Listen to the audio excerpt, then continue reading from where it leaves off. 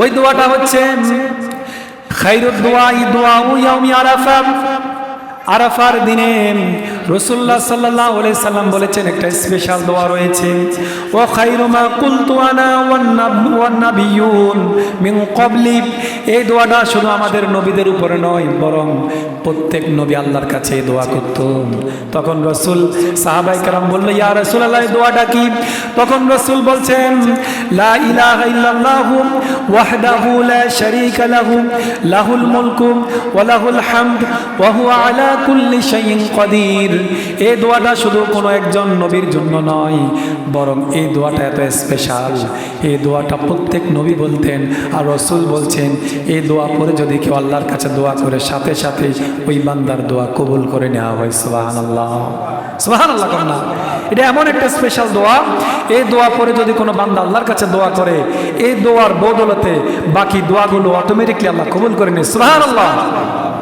আরাফার ময়দানে বান্দা যখন বলে লাব্বাইক আল্লাহুম্মা লাব্বাইক লাব্বাইক লা শারীকা লাকা লাব্বাইক ইন্নাল হামদা ওয়ান নি'মাতা লাকা ওয়াল মুলক লা শারীকা লাকা লাব্বাইক, এভাবে লাব্বাইক আল্লাহ, লাব্বাইক বলা হয় কোনটা?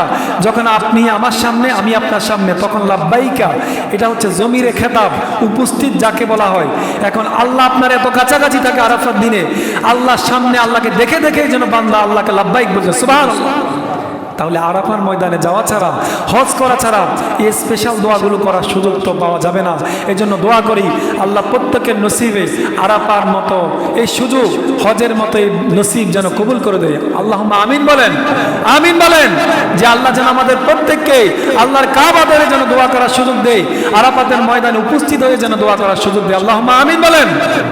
প্রিয় ভাইয়েরা আমার, আরাফার দিনে স্পেশাল ভাবে যারা আরাফার রোজা রাখবে তাদের জন্য স্পেশাল যে আমলটা রয়েছে, স্পেশাল যে সুযোগ রয়েছে, এই রোজার আমলের কারণে রাসূলুল্লাহ সাল্লাল্লাহু আলাইহি সাল্লাম কাতাদা রাদিয়াল্লাহু তাআলা আনহু হাদিস বর্ণনা করছেন। রাসূলুল্লাহ সাল্লাল্লাহু আলাইহি সাল্লাম বলছেন, সিয়ামু ইয়াউমি আরাফা আহতাসিবু আলাল্লাহি আন ইউকাফফিরা সানাতাল্লাতী ক্বাবলাহু ওয়া সানাতাল্লাতী বা'দাহু। মুসলিম শরীফের 1162 নং হাদিস।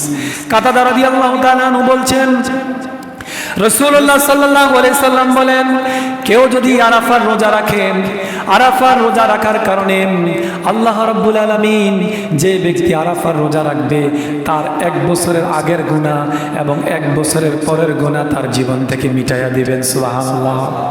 তাহলে কেউ যদি আরাফার রোজা রাখে, তার জীবনের পেছনের 1 বছর, সামনের 1 বছর, তার জীবনের 2টা বছরের গুনাহ আল্লাহ রাব্বুল আলামিন ক্ষমা করে দিবেন। এই 2টা বছরের গুনাহ ক্ষমা করার পরে আবার পরপর একটা হাদিস রাসূলুল্লাহ সাল্লাল্লাহু আলাইহি সাল্লাম বলছেন, সাহাল ইবনে সাদ রাদিয়াল্লাহু তাআলা আনহু হাদিসটি বর্ণনা করেছেন। তাবরানী শরীফের হাদিস 5790 নম্বর হাদিস। রাসূলুল্লাহ সাল্লাল্লাহু আলাইহি সাল্লাম বলছেন, মান সামা আরাফা গুফিরা লাহু সানাতাইনি মুতাতাবাআতাইন।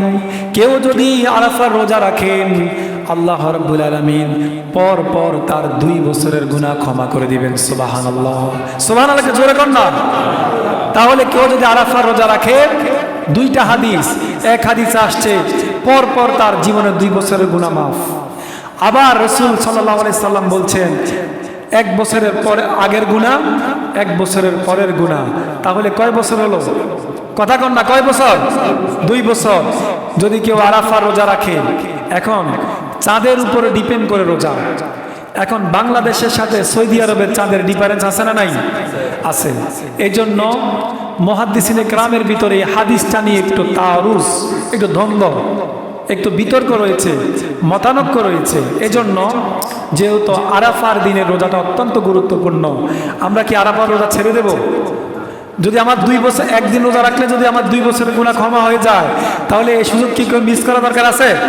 সবাই আমরা মা বোনেরা যারা আমার এই কথাটা শুনছেন, আমার কথা শুনছেন, প্রত্যেককে আহ্বান করছি, আপনারা যেহেতু সৌদি আরবের সাথে বাংলাদেশের চাঁদের ডিফারেন্স রয়েছে, এজন্য আমরা 9 তারিখ যেহেতু আরাফার দিন, আমরা 8 তারিখ এবং 9 তারিখ, অর্থাৎ চাঁদের 8 তারিখ এবং 9 তারিখ যদি আমরা এই 2 দিন আরাফার রোজা রেখে দেই, তাহলে সকল বিতর্কের ঊর্ধ্বে সকল আলেম একমত, যদি আমরা যারা এই সৌদি আরব থেকে দূরে আছি, আমরা যদি এই 2 দিন রোজা রেখে দেই, সকল মতানৈক্যই শেষ।